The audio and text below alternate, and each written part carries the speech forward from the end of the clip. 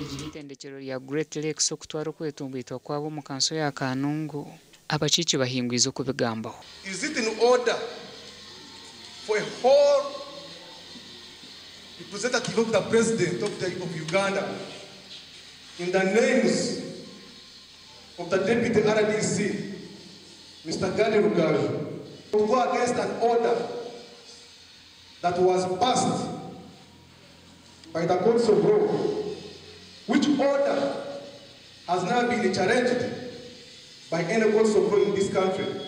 We will need to know from today if we have to act on this issue as a council. Let us have it here today. We sign a memorandum of understanding because some people have been saying they signed it on our behalf, and in which case we must all sign as a council. Enshonga zongerwemo murura hanyuma ya mukuru w'empanura za Kanso okuragira omuhwezi wa RDC obire yatandika kugamba okushohora kaza kuronda ebipapuro biwe na polisi bagendireho kushohoza abantu ababire nibareberera ebitongore ebya chief code ngo abone ko bigambaho.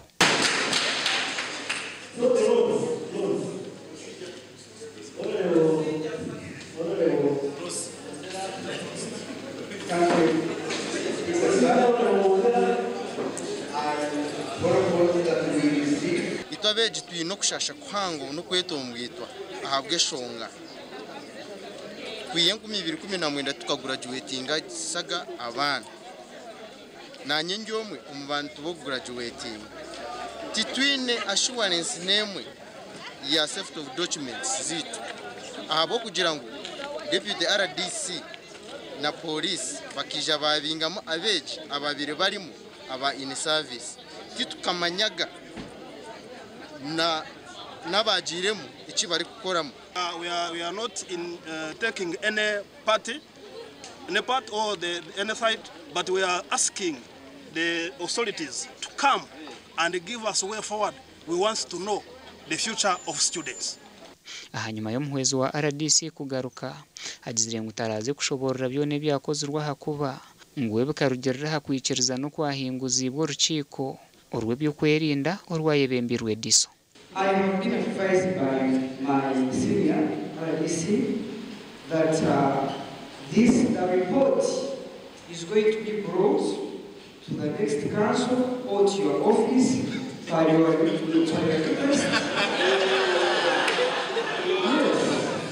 Bakansara bahakanisa omuhwezi wa RDC kandi speaker mushohwiza umurundo gwa kabiri owagumize ngo natekwa kurete ebipapura omukanso abone ko bigambaho.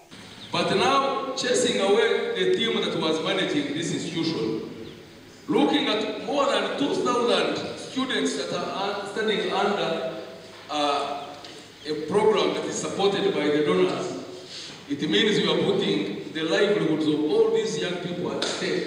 Bakansara bagizire ngo hizire bihandikwe berukurgo mu offices ahiguru berukuragira abakozi ba district okore bintu ebibatikiriza ine nabyo gasha kwa hweza Wilfred.